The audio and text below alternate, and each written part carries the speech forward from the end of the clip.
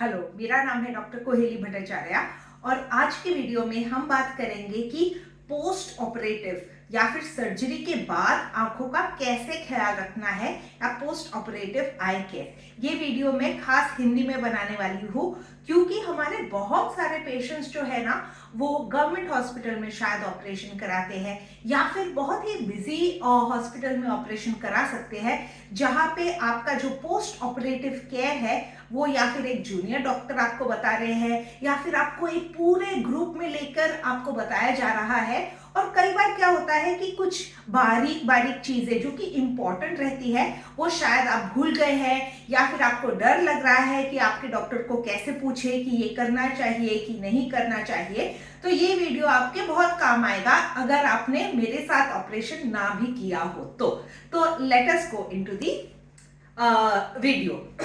तो पहले तो हम बात करेंगे कि आंखों का कोई भी ऑपरेशन कराने में क्या क्या केयर लेना चाहिए और फिर उसके बाद मैं बताऊंगी कि जो स्पेसिफिक आई सर्जरीज है जैसे कि रेटिना हो गया या फिर कैटरैक्ट हो गया या फिर स्क्विंट हो गया, उनमें अलग अलग क्या स्पेशल चीजें आपको करनी चाहिए वो बताऊंगी मैं।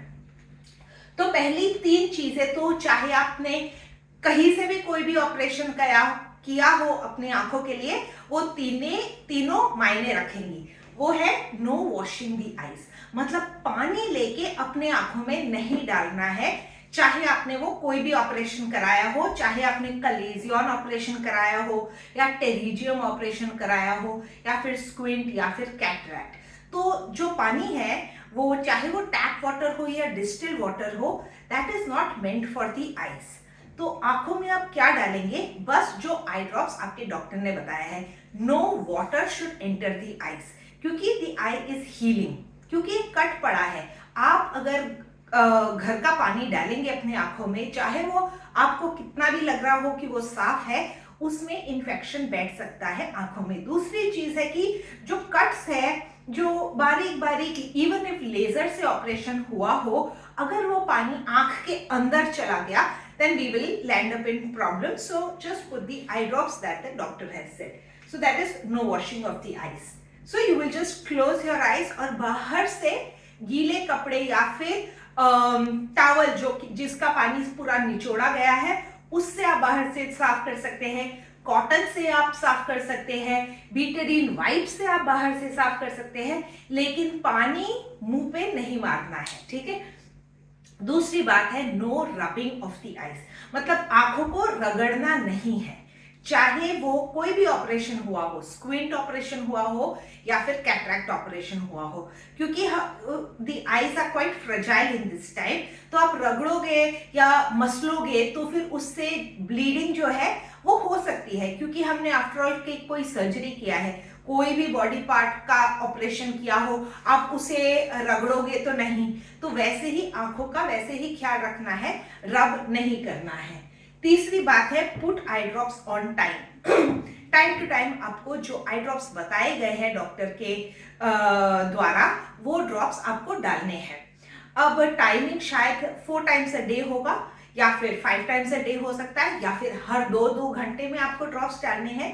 तो जो भी आपको टाइम टेबल दिया है वैसे आप एक टाइम टेबल बना लीजिए, आपके फोन पे एक अलार्म लगा लीजिए कि ये टाइम पे मैं ये ड्रॉप्स डालूंगा या डालूंगी, या फिर अपने घर पे एक आप चार्ट भी बना सकते हो, जैसे कि ड्रॉप्स डाल दिया है एक टिक कर सकते हैं। ये क्यों इंपॉर्टेंट रहता है, क्योंकि कई बार क्या होता है कि घर में बुजुर्गों का ऑपरेशन हुआ होता है या फिर बहुत छोटे बच्चों का ऑपरेशन हुआ होता है, तो वो अपने आप से नहीं बता पाते कि ड्रॉप्स डला था कि नहीं डला था। एंड दिन में 3-4 बार ड्रॉप्स डल रहे हैं, बहुत दिनों तक डल रहे हैं, तो कई बार वो भूल भी सकते हैं कि आज ड्रॉप्स डाला था कि नहीं डाला था। इसलिए टू मेंटेन अ लॉग, जैसे ही आपने ड्रॉप्स डाल दिए वैसे आपको टिक ऑफ करना चाहिए।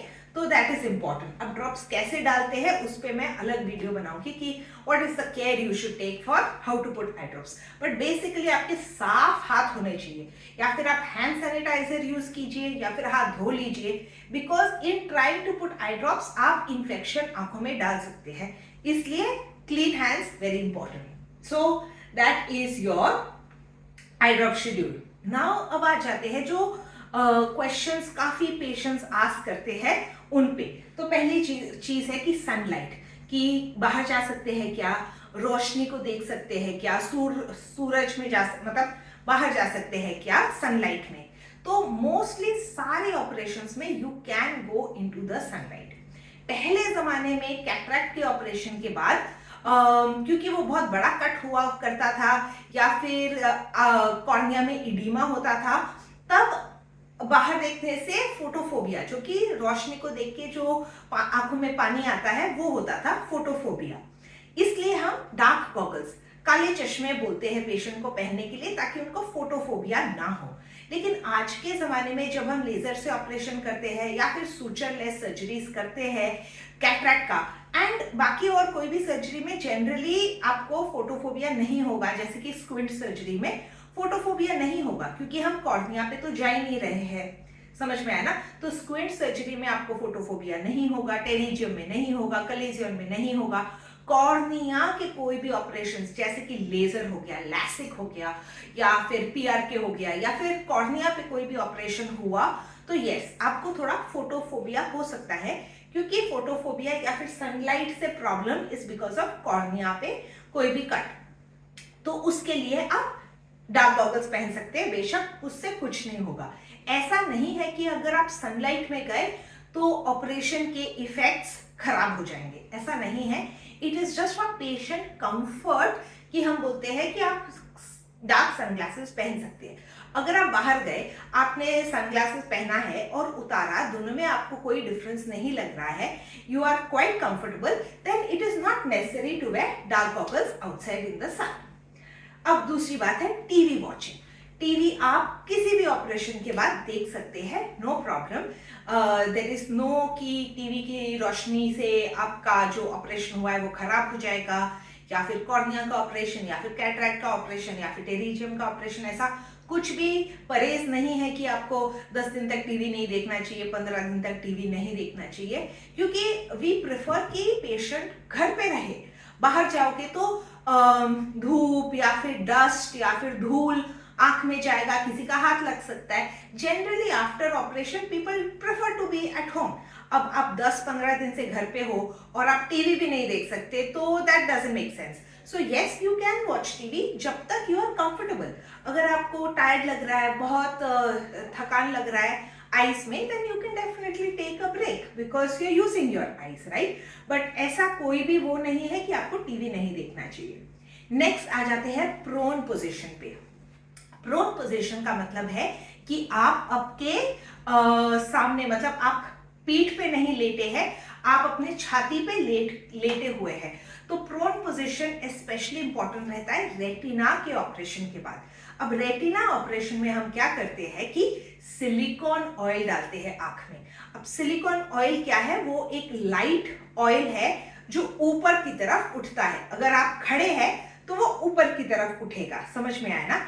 तो वो ऊपर, और अगर आपका जो रेटिना में टेयर था या कोई प्रॉब्लम था जो पीछे की तरफ है, तो फिर आपको बेशक प्रोन पोजीशन में लेटाते हैं, ताकि जो वो सिलिकॉन ऑयल है वो आपके रेटिना को अच्छी तरह लेवल आउट कर सके आपको, ताकि वो रेटिना अच्छी तरह चिपक जाए। अगर डिटैचमेंट हुआ है या कोई भी रीजन से आपको सिलिकॉन ऑयल डाला है, इसलिए आपके डॉक्टर बताएंगे कितने दिनों तक आपको प्रोन पोजीशन में लेटना चाहिए। But this is only for retina surgeries, not for any other surgery. Next thing है पिकिंग अप हैवी ऑब्जेक्ट्स, भारी चीजों को उठाना। ना भारी चीजों को आप कब नहीं उठाओगे, तो अगेन वेरी फ्रेजाइल ऑपरेशंस, जैसे कि रेटिनल डिटैचमेंट। आप उसमें कोई जर्क से, क्योंकि हैवी है तो आपने जर्क से उठाया।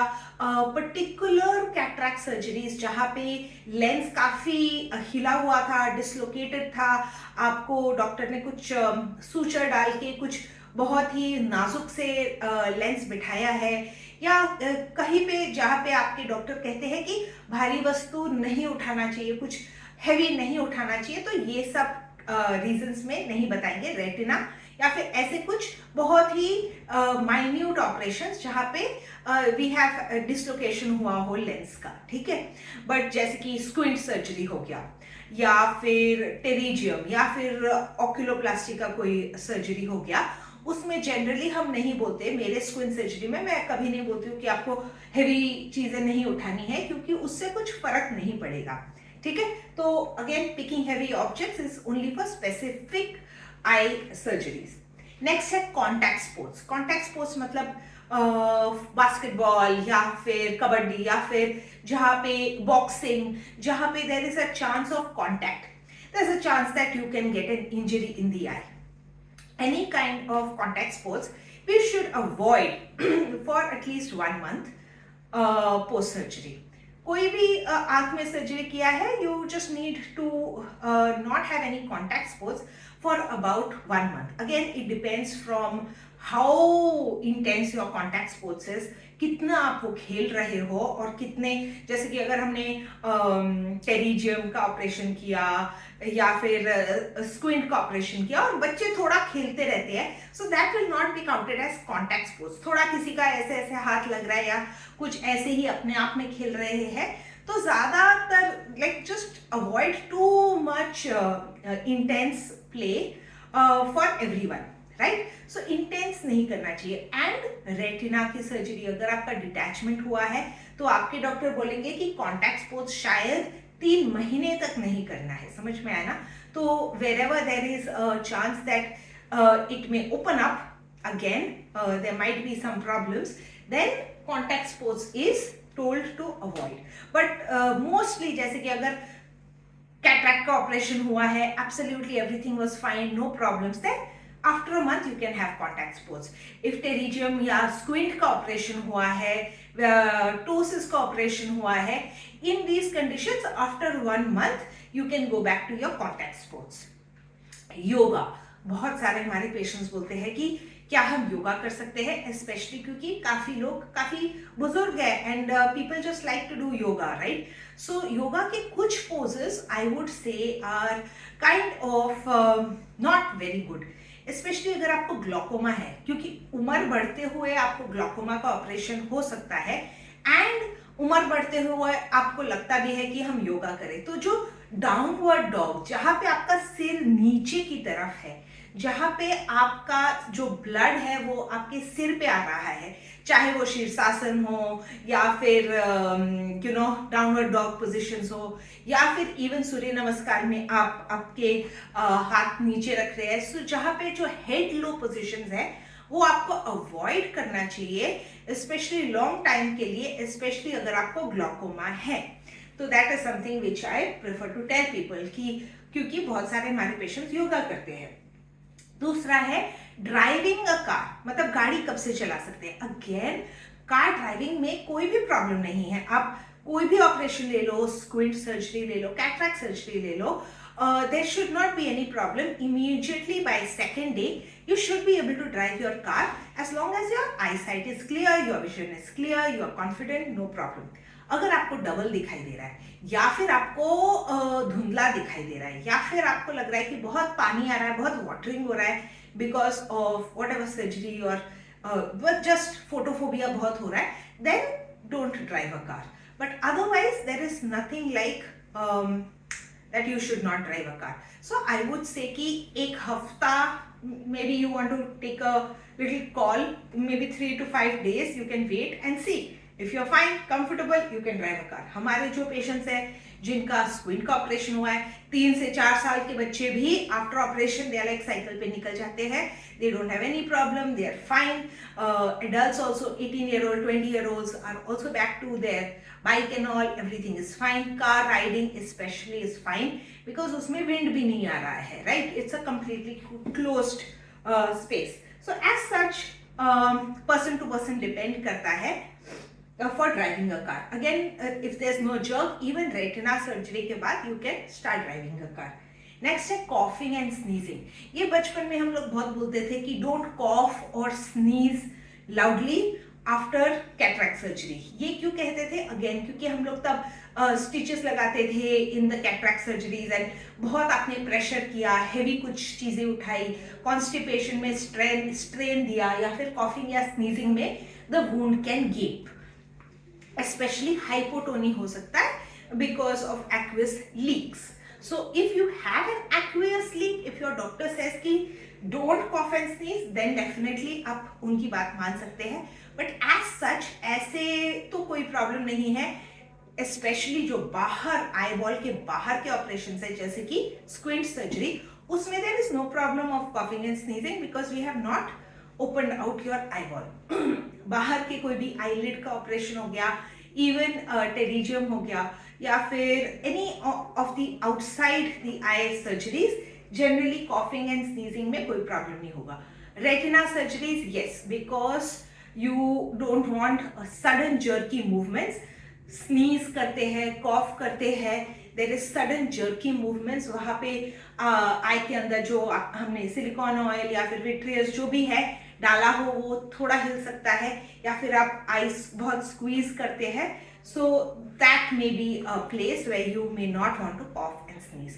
तो ये रहा सारे post operative care for your eyes. I hope you like this video. Share with someone जिनकी आंखों का ऑपरेशन हुआ है और who had any kind of eye surgery.